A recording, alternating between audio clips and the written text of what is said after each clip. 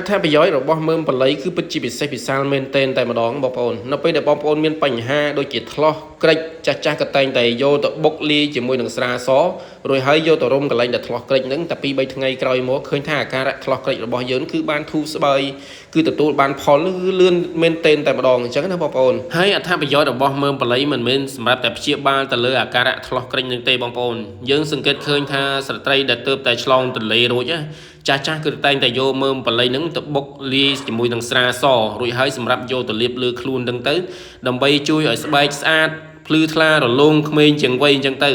បាទហើយមើមបល័យនេះក៏អាចយកទៅលាយជាមួយនឹងស្រាសរួចហើយយកទៅហូបដើម្បីជួយដល់អាការៈ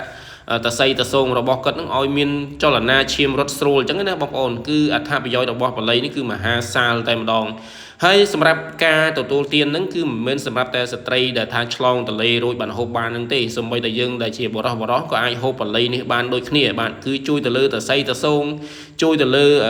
វ័យរបស់យើងអញ្ចឹងណាបងប្អូនគឺមិនឲ្យងាយទ្រុឌទ្រោមទេបាទនេះក៏ដោយសារតែអត្ថប្រយោជន៍របស់បល័យគឺវាពិសេសពិសាលតែម្ដងណាបងប្អូនបាទតែទោះបីជាអត្ថប្រយោជន៍របស់មើមបល័យនេះល្អប៉ុណ្ណាក៏ដោយបងប្អូនគឺមិនមែនបានន័យថាអ្នកគ្រប់គ្នាគឺចេះហូបមើមបល័យនឹងបាននឹងទេបងប្អូនដោយសារតែរសជាតិរបស់មើមបល័យវាមានរសជាតិរាងកពុលរាងហាងរាងអីចឹងទៅដូច្នេះហើយសម្រាប់ខ្ញុំគឺអត់ចេះហូបទេហើយក៏មិនដឹងថាបងប្អូនដែលកំពុងតែទស្សនានឹងគឺចេះហូបបល័យដែរឬក៏អត់យ៉ាងណា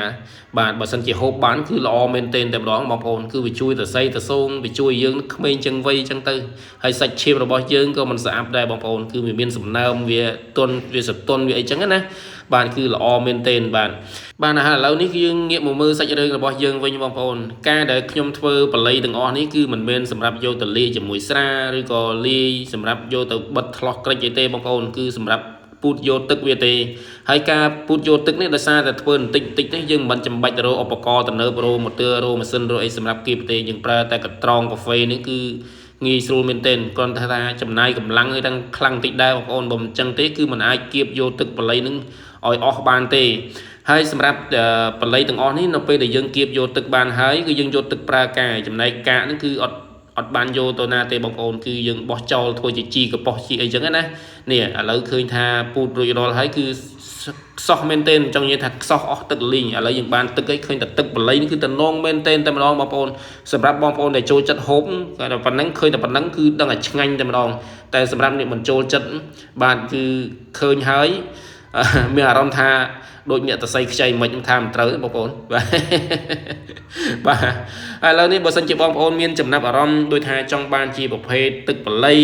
ចង់បានជាប្រភេទម្សៅបល័យឬក៏ម្សៅអីផ្សេងគឺបងប្អូនអាចទំនាក់ទំនងបានទៅតាមរយៈលេខ077 25 33 94ដែលអរគុណច្រើន